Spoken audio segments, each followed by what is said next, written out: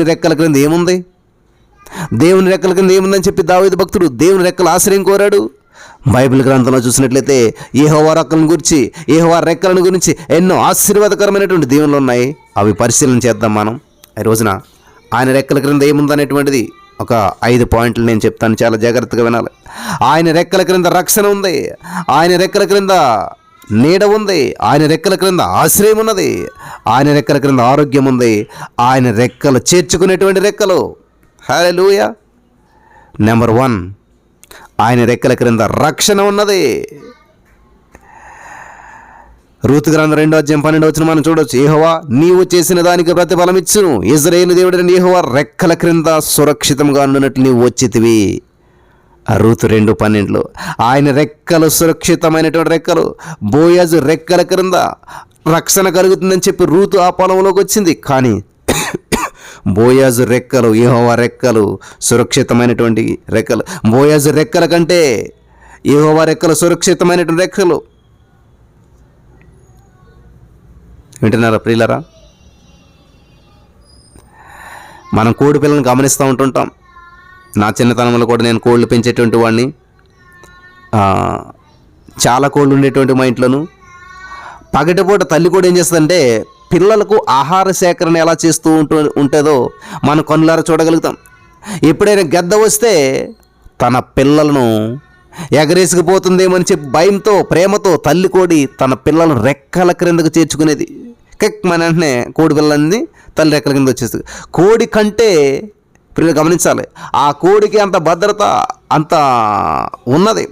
ఆ కోడి ఎప్పుడైతే పిలిచిందో పిల్లలన్నీ పరిగెత్తుకొచ్చి రెక్కల క్రింద, ఎన్ని పిల్లలున్నా ఒక్క తల్లి క్రింద రెక్కల క్రిందకు వచ్చేసరికి అంతే, ఏ గ్రద్ద ఎత్తి వెళ్ళేది కాదు. ఏ పిల్ల అయితే గ్రద్దకు బలి అయ్యేదంటే తల్లి రెక్కల క్రిందకు రాలనేటువంటిది అనమాట. కాబట్టి ఇక్కడ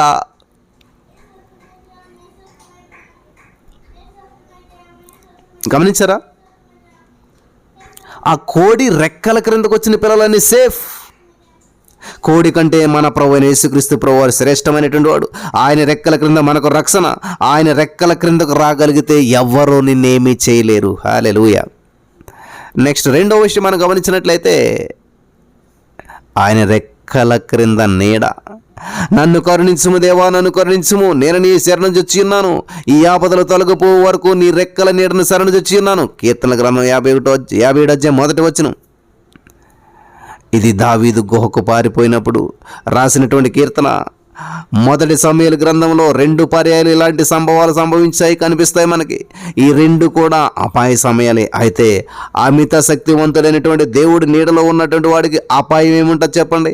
పైగా గుహలో భయంతో వణికిపోయాక నీ రెక్కల నీడను నేను ఆనందంగా పాడతానన్నాడు దావీదు 63 కీర్తన 7 గుహలో గానం చేయగలిగినటువంటి విశ్వాసి దావీదు అదుల్లాం అనేటువంటి గుహను దావీదు గుడిగా మార్చేశారు. అది ఈరోజున గుహలో అప్పులో సమస్యలు ఉన్నవా? నువ్వు దావీదు గానం చేయగలగాల. 3వది రెక్కల క్రింద ఆశ్రయం ఉన్నది. ఆయన రెక్కలతో నిన్ను కప్పును, ఆయన రెక్కల క్రింద నీకు ఆశ్రయం కలుగును. 90 కీర్తన 4 హల్లెలూయా. Thank you Jesus. ఆయన రెక్కల క్రింద ఆశ్రయం అంట. తన రెక్కల క్రింద ఆశ్రయము, తన రెక్కలతో కప్పును అనేటువంటి పాట మనందరికీ పరిచయమైనటువంటి పాట. మోసే ప్రవక్త తన జన్మదినోత్సవం పురస్కరించుకొని ఈ కీర్తన రాశాడు. ఆశ్రయపురంలో మనందరికీ పరిచయమే. ఎవరైనా నేరం చేస్తే ఆశ్రయపురంలో నిర్భయంగా ఉండొచ్చు, హాని అపాయం కలగదు. దేవుని వాత్సల్యమైనటువంటి రెక్కల విశ్వాసికి ఆశ్రయపురాలు. మనం నిరాశ్రయం కాదు, మాకు ఆశ్రయం ఏమీ లేదండి అన్నారంటే దేవుడు లేడండి అన్నట్టు అనమాట. మనకు ఆశ్రయం యేసుక్రీస్తు. దేవుని ఆశ్రయము క్రింద ఉన్నటువంటి విశ్వాసి నాశనం కావడం అసాధ్యం. ఆయన రెక్కల క్రింద ఉన్నాం కాబట్టి పగటి పూట ఎగిరి వచ్చేటువంటి బాణాల కంటే, పిల్లలు గమనించాలి, ఆ పగటి పూట ఎగిరి వచ్చేటువంటి బాణాలంటే నీకు భయం ఉండదు. చీకట్లో ఆ వచ్చేటువంటి విపత్తు, మధ్యాహ్నం సంభవించే నాశనానికి నీవు భయపడవు. 90 కీర్తన 5 ఈ దినాల్లో వృద్ధులాశ్రమాలు, అనాథాశ్రమాలు, వికలాంగులాశ్రమాలు, ఇలా ఎన్నెన్నో ఆశ్రమాలు ఉన్నాయి. అన్నిటికన్నా మిన్నైనటువంటి ఆశ్రయం యేసుక్రీస్తు రెక్కలో. హల్లెలూయా. 4వదిగా మనం గమనించినట్లయితే ఆయన రెక్కల క్రింద ఆరోగ్యం ఉన్నది. హల్లెలూయా.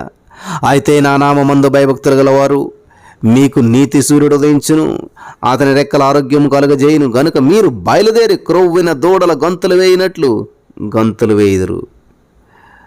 మనకి 4:2 ఉన్నదన్నమాట. రెక్కల క్రింద ఆరోగ్యం ఉంది, కానీ ఒక షరతు. అదేంటంటే భయభక్తులు గల వారికి మాత్రమేనని చెప్పి బైబిల్ అని సెలవిస్తుంది. నీతి సూర్యుడు యేసుక్రీస్తు, ఆయన రెక్కల ఆరోగ్యం ఎలాంటిదంటే క్రొవ్విన దూడల వలె గంతులు వేయగలిగినంత ఆరోగ్యం. నిజంగా రెక్కల క్రింద ఆరోగ్యం ఉందా? వీళ్ళు గమనించాలి. కాబట్టి మన కోడి పిల్లని గమనించినట్లయితే, ఒక దినం రాయితో మరో కోడి పిల్లని కొట్టారు ఒకరు. అది నేల కొరికి ప్రాణం పోయిందంత పని అయిందనమాట. హల్లెలూయా. ఇప్పుడు ఒక పిల్లడు అలా చేశాడు, ఆడికి భయం. అలా నాన్న చూస్తాడో ఎవరు చూస్తారని చెప్పేసి భయం. కోడి చనిపోతుందేమో మరో భయం. ఎలాగైతే ఆ యొక్క కోడి యజమాని చూశాడంట. ఆలస్యం చేయకుండా చనిపోయినటువంటి పిల్లను తల్లి కోడి రెక్కల కింద ఉంచాడంట ఆయన. ఏం జరుగుతుందని చెప్పి ఈ రాడిచి కొట్టిన అబ్బాయి చూస్తూ ఉన్నాడు అనమాట. ఆందోళనగా చూస్తూ ఉన్నాడు. 1 గంట తర్వాత ఏమని తెలుసా, ఆ సజీవంగా బయటకు వచ్చేసింది. ఇతర కోడి పిల్లలతో ఆడుకోవడం మొదలుపెట్టింది. అది ఆశ్చర్యం అనిపించింది కదా జరిగినటువంటి సంఘటనలు ఇవన్నీ కూడా. యెహోవా రెక్కల క్రింద ఆరోగ్యం ఉంది. కాబట్టి ఈ రోజున ఈ విషయాలన్నీ కూడా గమనించాలి.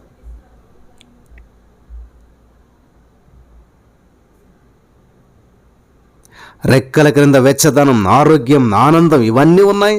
ఈ దినమే ఆయన రెక్కల క్రిందగా రండి, ఆశ్రయించండి. చివరిగా ఆయన రెక్కలు చేర్చుకునే రెక్కలు. యెరూషలేమా ప్రవక్తలను చంపు, నీ యొద్దకు పంపబడిన వారిని రాళ్లతో కొట్టుచూ ఉన్నదానా, కోడి తన పిల్లలను రెక్కల క్రిందకి ఎలాగో చేర్చుకును, అలాగే నేను నీ పిల్లలను ఎన్నో మార్లు చేర్చుకున్న వాళ్ళని వింటును, కానీ మీరు విననలేకపోతారు. మత్తయి సువార్త 23:37 ఉంది. నా ప్రియమైనటువంటి సహోదరి స్నేహితులారా, మన ప్రియ ప్రభు తల్లి కోడితో తనను తాను పోల్చుకుంటున్నాడు. ఆయనలో మాతృత్వం ఉంది. తల్లిలాగా ఆదరిస్తానని చెప్పి, తండ్రిలాగా జాలి పడతానని చెప్పి ఆయన సెలవిచ్చాడు. యెరూషలేము హత్యల పట్టణం, ప్రవక్తలను చంపినటువంటి పట్టణం, రాళ్ళు రువ్వినటువంటి పట్టణం, క్రూరమైన పట్టణం, ప్రవక్తలను చంపినటువంటి ఘోరమైన పట్టణం. యెరూషలేము యొక్క పైచాచికమైనటువంటి ప్రవృత్తిని గురించి రక్షకుడు కన్నీరు కారుస్తున్నాడు. ఎన్నోసార్లు యెరూషలేము ప్రజలను రక్షించాలని, దీవించాలని, పోషించాలని యేసు తహతలాడాడు, కానీ వారు అంగీకరించలేదు. హృదయాన్ని కఠినం చేసుకున్నారు, రక్షకుని తృణీకరించారు. ఆయన రెక్కల క్రిందకు రావడానికి అంగీకారం చూపలేదు.